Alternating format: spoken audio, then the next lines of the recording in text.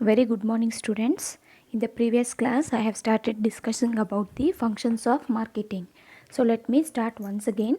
In functions of marketing, you have three subheadings. See, as I said you can write these functions straight away one by one.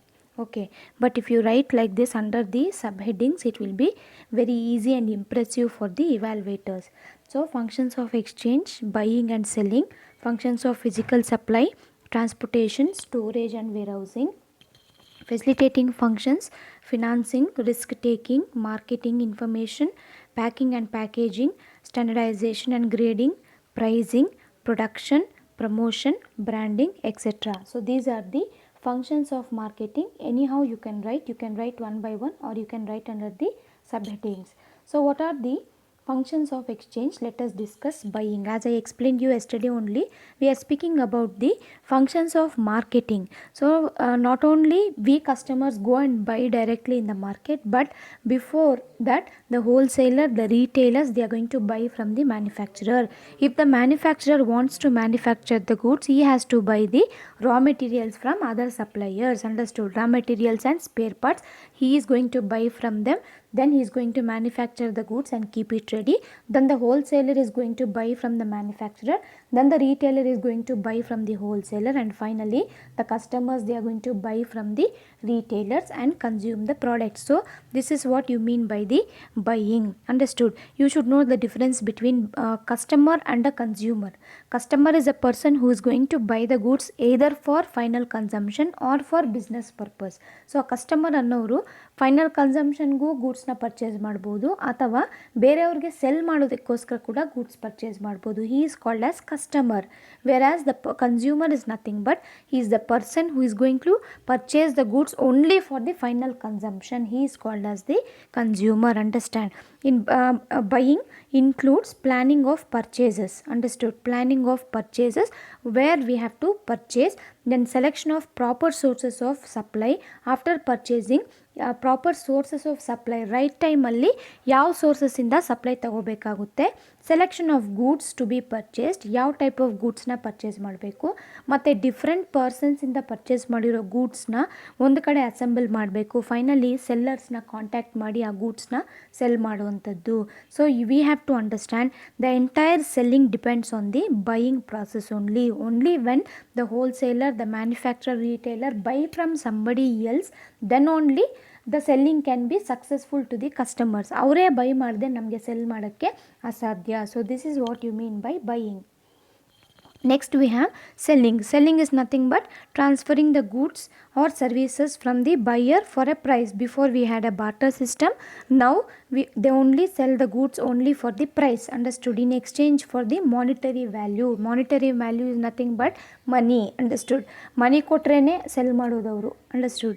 Selling requires the efforts of a seller to convince the buyer to buy the goods. So here selling, it is a part of the seller to convince the buyer to buy the goods, convince the customers to buy the goods. Understood?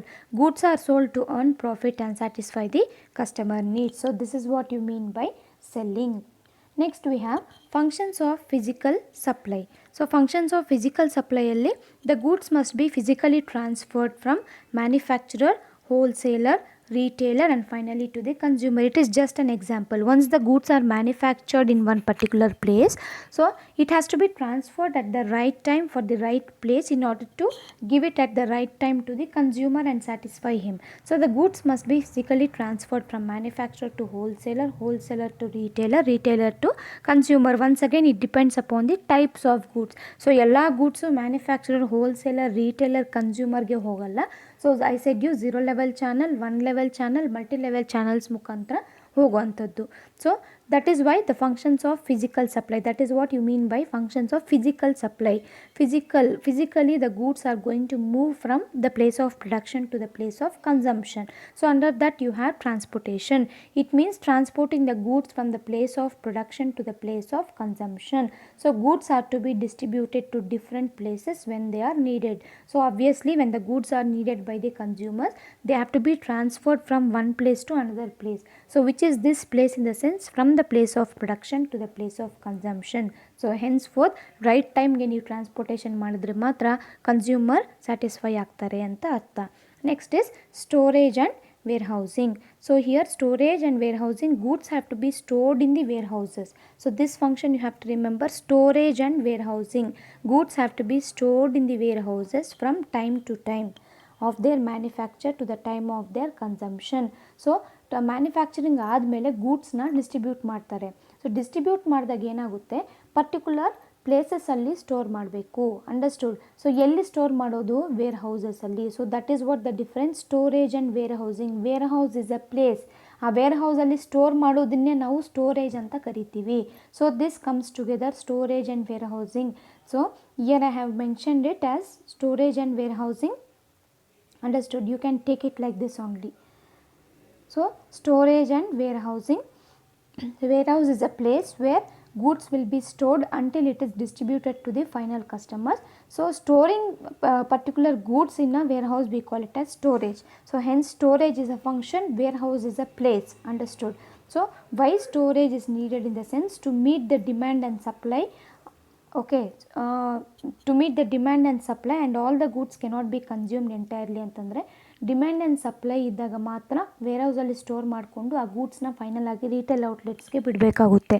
So ಯಾಕಂದರೆ goods once produce ಮಾಡಿ ಎಲ್ಲ goods ತೊಗೊಂಬಂದು ಒಂದೇ ಸತಿ consume ಮಾಡೋಕ್ಕಾಗೋದಿಲ್ಲ. Hence for demand and supply ನೋಡಿಕೊಂಡು ಗೂಡ್ಸ್ನ ಮಾರ್ಕೆಟಲ್ಲಿ ಬಿಡಬೇಕಾಗುತ್ತೆ. Therefore warehouse and storage provides safety to the goods and services till they are consumed. Understood. So storage facilitates two important functions, that is storage of seasonal goods. So seasonal goods na store ಮಾಡಿಕೊಂಡು throughout the year ಕೂಡ distribute ಮಾಡ್ಬೋದು, ಮತ್ತು ಅನ್ಸೀಸ್ನಲ್ ಗೂಡ್ಸ್ನ store ಮಾಡಿಕೊಂಡು ಯಾವಾಗ ಬೇಕೋ ಆವಾಗ ಕೂಡ distribute ಮಾಡ್ಬೋದು. So storage facilitates two important functions, that is seasonal goods and unseasonal goods. Therefore storage is a function and warehouse is a place where the goods can be stored. On the other hand, perishable goods ಅಂತ ತಗೊಳ್ಳಿ. ಆ perishable ಗೂಡ್ಸ್ನ store ಮಾಡಬೇಕು ಅಂತಂದರೆ ನಮ್ಗೆ once again ನಮಗೆ cold storages ಬೇಕಾಗುತ್ತೆ. ನಾವು we have come up with N number of technology improvisation ಆದಮೇಲೆ ಕೋಲ್ಡ್ ಸ್ಟೋರೇಜಸ್ ಅಲ್ಲೇ ಬಂದುಬಿಟ್ಟಿದೆ. ಪೆರಿಷಬಲ್ ಗೂಡ್ಸ್ ಕೂಡ ನಾವು ಅಲ್ಲಿ ಸ್ಟೋರ್ ಮಾಡ್ಬೋದು. ಮೊದಲೆಲ್ಲ ನಮಗೆ ಕೋಲ್ಡ್ ಸ್ಟೋರೇಜ್ ಇರಲಿಲ್ಲ. ಪೆರಿಷಬಲ್ ಗೂಡ್ಸ್ ಎಲ್ಲ ಸೇಲ್ ಆಗಿಲ್ಲ ಅಂತಂದರೆ ವೇಸ್ಟ್ ಆಗಿ ಹೋಗ್ತಾ ಇತ್ತು. Understood. So warehouses we have different warehouses, public warehouses, private warehouses, bonded warehouses, ಈ ರೀತಿ ಇರುತ್ತೆ ನಮಗೆ warehouses. So depending upon the we have to choose, depending upon the different locations. ನಮ್ಗೆ ಎಲ್ಲಿ wear houses availability ಇರುತ್ತೋ ಅಲ್ಲಿ ನಾವು ಗೂಡ್ಸ್ನ store ಮಾಡಿಕೊಂಡು ನಾವು ಡಿಮ್ಯಾಂಡ್ನ ಮೀಟ್ ಮಾಡೋಕ್ಕೆ ಇನ್ ಟೈಮ್ನ ಗೂಡ್ಸ್ನ ಸಪ್ಲೈ ಮಾಡ್ತಾ ಬರ್ಬೋದು. ಸೊ ಈ ಫಂಕ್ಷನ್ಸ್ ಎಲ್ಲ ನೀವು ಓನಾಗಿ ಎಕ್ಸ್ಪ್ಲನೇಷನ್ ಮಾಡ್ಬೋದು. Understood. Next we have facilitating functions. So facilitating ಫಂಕ್ಷನ್ಸಲ್ಲಿ financing. So the main thing we have to observe here, any marketing activity should be conducted with the help of finance only. Without finance, no marketing activity is going to get succeeded. Henceforth, we need the finance. So as a marketer, he has to raise the finance from the different sources. For example, we have banks and financial institutions. Understood. We have trade credits. Understood. So ಇದನ್ನೆಲ್ಲ use ಮಾಡಿಕೊಂಡು ಅವ್ರು ಏನು ಮಾಡ್ಬೋದು, ಫಂಡ್ಸ್ನ rice ಮಾಡ್ಕೋಬೋದು. Marketing activities needs money in marketing. Finance means providing finance to the individuals and the organization involved in marketing activities to enable them to carry on the marketing functions. So here marketing ಅಲ್ಲಿ financing means providing finance to the individuals or the organizations who is going to involve in the marketing activities in order to carry out the marketing functions. So that is what we say as financing. So in short, finance is the lifeblood of any business. Similarly, marketing activities ಮಾಡಬೇಕು ಅಂತಂದರೆ finance ಬೇಕಾಗುತ್ತೆ. So material machineries ನಮ್ಮ ಹತ್ರ ಇದ್ದರೆ, understood, finance ಬೇಕು ಇನ್ order to. So ನೀವು already finance use ಮಾಡಿಕೊಂಡು ಮೆಟೀರಿಯಲ್ಸ್ನ purchase ಮಾಡಿರ್ತೀರ, ಮೆಷಿನರೀಸ್ನ purchase ಮಾಡಿರ್ತೀರ, ಮತ್ತು ಅದನ್ನು ಪ್ರೊಡಕ್ಷನ್ ಮಾಡಬೇಕು ಅಂತಂದರೆ ಡೇ ಟು ಡೇ ಆ್ಯಕ್ಟಿವಿಟೀಸ್ ಕೂಡ ಫಿನಾನ್ಸ್ ಬೇಕು ತಾನೆ. ಆನ್ ದಿ ಅದರ್ ಹ್ಯಾಂಡ್, ನೀವು ಮೆನ್ಗೆ ಸ್ಯಾಲ್ರೀಸ್ ವೇಜಸ್ ಕೊಡಬೇಕು ಅಂದರೆ ಕೂಡ ಫಿನಾನ್ಸ್ ಬೇಕು. ಮೆಟೀರಿಯಲ್ನ ಪರ್ಚೇಸ್ ಮಾಡಬೇಕು ಅಂದರೆ ಕೂಡ ಫಿನಾನ್ಸ್ ಬೇಕಾಗುತ್ತೆ. ಮೆಷಿನರೀಸ್ನ ಪರ್ಚೇಸ್ ಮಾಡಬೇಕು ಅಂದರೂ ಕೂಡ ಫಿನಾನ್ಸ್ ಬೇಕಾಗುತ್ತೆ ನಮಗೆ. Before we had men, materials and machinery, 3 M's ಇತ್ತು. Now they have added up 1 more M, that is method ಅಂತ ಕರಿತೀವಿ. ಸೊ ಇದೆಲ್ಲ ನಮ್ಮ ಹತ್ರ ಇದೆ. ಮೆನ್ ಇದೆ, ಮೆಟೀರಿಯಲ್ ಇದೆ, ಮೆಷಿನರೀಸ್ ಇದೆ. ಸೊ ಇದನ್ನು ಯಾವ ರೀತಿ ನಾವು ಇಂಪ್ಲಿಮೆಂಟ್ ಮಾಡ್ಬೋದು, ಸೊ ಮೆಟೀರಿಯಲ್ಸ್ನ ಯಾವ ರೀತಿ ಕನ್ವರ್ಟ್ ಮಾಡ್ಬೋದು ಫಿನಿಶ್ಡ್ ಪ್ರಾಡಕ್ಟ್ಸ್ಗೆ, ಅದು ಒಂದು ಮೆಥಡ್ಸ್ ಇರುತ್ತೆ. ಅಂಡರ್ಸ್ಟುಡ್. ಎಂಪ್ಲಾಯೀಸ್ನ, ಲೇಬರರ್ಸ್ನ ಕರ್ಕೊಂಬರ್ತೀವಿ, ಅವ್ರನ್ನ ಯಾವ ರೀತಿ ನಾವು ಕೆಲಸಕ್ಕೆ ಅಪಾಯಿಂಟ್ ಮಾಡಿಕೊಂಡು ಯಾವ ಮೆಥಡ್ಸಲ್ಲಿ ಟ್ರೈನಿಂಗ್ ಕೊಟ್ಟು ಅವ್ರ ಕೈಲಿ ಮ್ಯಾನುಫ್ಯಾಕ್ಚರಿಂಗ್ ಆ್ಯಕ್ಟಿವಿಟೀಸ್ ಮಾಡಿಸ್ಬೇಕಾಗುತ್ತೆ. ಅಂಡರ್ಸ್ಟುಡ್. ಇದೆಲ್ಲ ಕೂಡ ಮೆಥಡ್ಸಲ್ಲಿ ಬರುವಂಥದ್ದು. ಮತ್ತು ಫಿನಾನ್ಸ್ ನಮ್ಮ ಹತ್ರ ಇರುತ್ತೆ, ಅದನ್ನು ಯಾವ ಮೆಥಡಲ್ಲಿ ಯೂಸ್ ಮಾಡಿ ವೇಸ್ಟೇಜ್ನ ರಿಡ್ಯೂಸ್ ಮಾಡಬಹುದು. ಅಂಡರ್ಸ್ಟುಡ್. ಮೆಟೀರಿಯಲ್ಸ್ ವೇಸ್ಟೇಜ್ನ ರಿಡ್ಯೂಸ್ ಮಾಡ್ಬೋದು. ಇದೆಲ್ಲ ಮೆಥಡ್ಸಲ್ಲಿ ಬರುವಂಥದ್ದು. In order to implement material and machineries we need finance. Understood. Once ಇದನ್ನು ಪರ್ಚೇಸ್ ಮಾಡಿದ್ಮೇಲೆ day to day activities run ಮಾಡೋದಕ್ಕೆ ಕೂಡ ನಮಗೆ ಫಿನಾನ್ಸ್ ಬೇಕಾಗುತ್ತೆ. Hence for marketers needs finance. In order to reach the finance they can approach the banking and financial institutions to raise the finance also. Understood. Next is risk bearing. So what is the risk here in case of marketing? So they involve certain type of risks such as destruction of goods by fire. So floods, cyclone. ಅರ್ಥ ಆಯ್ತಾ? So these are natural. Destruction of goods by fire, floods, cyclone, ಇದರಿಂದ goods destruction ಆಗೋದ್ರೆ ಇದು natural causes. So here risk means the possibility of losses. Understood. ಫ್ಯೂಚರಲ್ಲಿ future is uncertain. We cannot predict what is going to happen in the future. Understood. Henceforth, they involve certain natural risks such as destruction of goods by fire, floods and cyclone. Other risks such as theft of goods. So wanted ಆಗಿ goods theft ಆಗೋದು, ಮತ್ತು sudden changes in fashion and trend ಆಗಿರ್ಬೋದು, ಮತ್ತು price fluctuations in the markets ಆಗಿರ್ಬೋದು, ಮತ್ತು unforeseen competition ಆಗಿರ್ಬೋದು. So competition meet ಮಾಡೋದು ಕೂಡ it solely depends upon the marketer only. ಕಾಂಪಿಟೇಷನ್ನ ಮೀಟ್ ಮಾಡಿದ್ರೆ ಮಾತ್ರ he can survive in the market. Understood. ಮತ್ತು ಫ್ಯಾಷನ್ ಆ್ಯಂಡ್ ಟ್ರೆಂಡ್ ಚೇಂಜ್ ಆಗ್ತಾ ಇರುತ್ತೆ ಕಂಟಿನ್ಯೂಯಸ್ ಆಗಿ. ಸೊ ಈ ಫ್ಯಾಷನ್ ಆ್ಯಂಡ್ ಟ್ರೆಂಡ್ನ ನಾವು ಅದ್ರ ಪ್ರಕಾರ ಅಪ್ಡೇಟ್ ಆಗಬೇಕು, ಟೆಕ್ನಾಲಜಿನ ಅಪ್ಡೇಟ್ ಮಾಡ್ಕೋಬೇಕು. Understood. We know that technology is getting outdated ಅಲ್ವಾ. ಫ್ಯಾಷನ್ ಆ್ಯಂಡ್ ಟ್ರೆಂಡ್ಸು ಹೋಗ್ತಾ ಇರುತ್ತೆ. ಇವತ್ತೊಂದು ಫ್ಯಾಷನ್ ಆ್ಯಂಡ್ ಟ್ರೆಂಡ್ ಇರುತ್ತೆ, ನಾಳೆ ಇನ್ನೊಂದು ಫ್ಯಾಷನ್ ಆ್ಯಂಡ್ ಟ್ರೆಂಡ್ ಇರುತ್ತೆ. ಅರ್ಥ ಆಯ್ತಾ? ಸೊ ಹಾಗಾಗಿ they have to match up with the fashion and trend, then only they can sustain the market. Price fluctuations ಆಗ್ತಾ ಇರುತ್ತೆ. ಕಾಂಪಿಟೇಟರ್ ಗೂಡ್ಸ್ ಅಂತ ತಗೊಳ್ಳಿ, ಇವತ್ತು 10 ರೂಪೀಸ್ ಇದ್ದರೆ ನಾಳೆ 8 ರೂಪೀಸ್ ಇರುತ್ತೆ, ನಾಳಿದ್ದು 5 ರೂಪೀಸ್ ಇರುತ್ತೆ. ನಾವು ಕೂಡ ಪ್ರೈಸ್ ಏನು ಮಾಡಬೇಕು, ಫ್ಲಕ್ಚುಯೇಟ್ ಮಾಡ್ತಾ ಹೋಗಬೇಕಾಗುತ್ತೆ. Understood.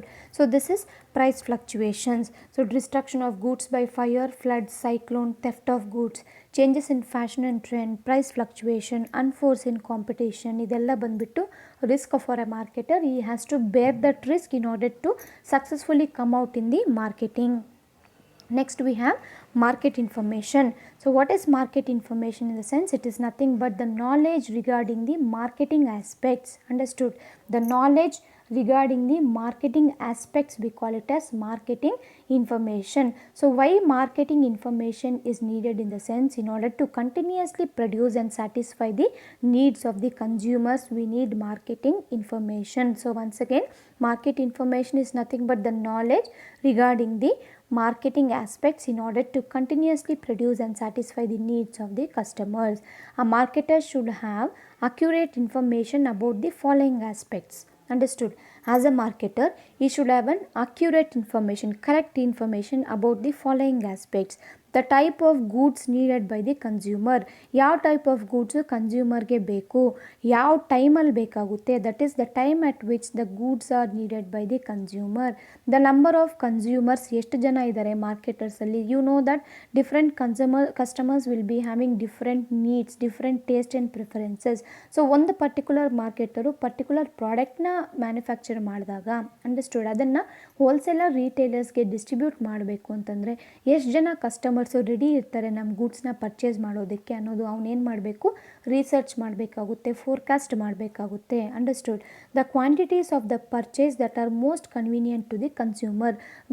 ಒನ್ ಪರ್ಟಿಕ್ಯುಲರ್ ಕನ್ಸ್ಯೂಮರ್ ಎಷ್ಟು ಕ್ವಾಂಟಿಟೀಸ್ ಅವನ ಕೈಯಲ್ಲಿ ಪರ್ಚೇಸ್ ಮಾಡೋಕ್ಕಾಗುತ್ತೆ, ಎಷ್ಟು ಕ್ವಾಂಟಿಟೀಸು ಅವ್ರಿಗೆ ಬೇಕಾಗುತ್ತೆ, ಕನ್ವೀನಿಯೆಂಟಾಗಿ ಪರ್ಚೇಸ್ ಮಾಡೋ ಕೆಪಾಸಿಟಿ ಇರುತ್ತೆ ಅನ್ನೋದು ಕೂಡ ಎಫೆಕ್ಟಿವ್ ಆಗಿ ಏನು ಮಾಡಬೇಕು, ಡಿಸೈಡ್ ಮಾಡಬೇಕು. ಅಂಡರ್ಸ್ಟುಡ್. ಲೆವೆಲ್ ಆಫ್ ಕಾಂಪಿಟೇಷನ್ ಏನಿದೆ ಮಾರ್ಕೆಟಲ್ಲಿ, ಅದು ಟಫ್ ಕಾಂಪಿಟೇಷನ್ ಇದೆಯಾ ಅಥವಾ ಕಡಿಮೆ ಕಾಂಪಿಟೇಷನ್ ಇದೆಯಾ, whether it is a healthy competition or a cut throat competition ಅನ್ನೋದು ಕೂಡ ಲೆಕ್ಕ ಮಾಡಬೇಕಾಗುತ್ತೆ. ಮತ್ತು when and where to sell the product, ಎಲ್ಲಿ ಸೆಲ್ ಮಾಡಬೇಕು, ಯಾವಾಗ ಸೆಲ್ ಮಾಡಬೇಕು ಪ್ರಾಡಕ್ಟ್ಸ್ನ, ಮತ್ತು ಎಕ್ಸಿಸ್ಟಿಂಗ್ ಪ್ರಾಡಕ್ಟ್ಸ್ನ ಏನಾದರೂ ಮಾಡಿಫೈ ಮಾಡಬೇಕಾ ಅಥವಾ ಚೇಂಜೇ ಮಾಡಿಬಿಡ್ಬೇಕಾ. ಅಂಡರ್ಸ್ಟುಡ್. ಸೊ ಪ್ರಾಡಕ್ಟ್ಸು ಮಾರ್ಕೆಟ್ಸಲ್ಲಿರುತ್ತೆ, ಯಾವುದೋ ಒಂದು ಕಾಂಪಿಟೇಷನ್ ಪ್ರಾಡಕ್ಟ್ ಬರುತ್ತೆ, ಸೊ ಬಂದಾಗ ಏನಾಗುತ್ತೆ, ನಮ್ಮ ಪ್ರಾಡಕ್ಟ್ ಸೇಲ್ಸ್ ಕಡಿಮೆ ಆಗಿಬಿಡುತ್ತೆ. ಸೇಲ್ಸ್ ಕಡಿಮೆ ಆಗಿಬಿಟ್ರೆ ನಾವು ಹಾಗೆ ಮತ್ತೆ ಅದನ್ನು ಮಾರ್ಕೆಟಲ್ಲಿ ಬಿಡೋಕ್ಕಾಗಲ್ಲ. Understood?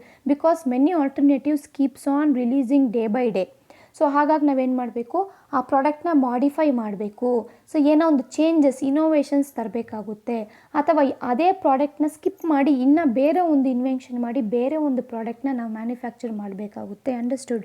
So whether to change the existing product, whether to sell the products directly to the customers or to the middle man. So ಇಷ್ಟ್ರ ಬಗ್ಗೆ ನಮಗೆ ಇನ್ಫಾರ್ಮೇಷನ್ ಬೇಕಾಗುತ್ತೆ. To whom? To the marketers. The time, number of customers, quantities of purchase, the competition, when or where to sell the products, whether to change the existing product, whether to sell directly or through the middleman. So this is the market information needed by the consumers. Understood? So for today's class you can note down so many points.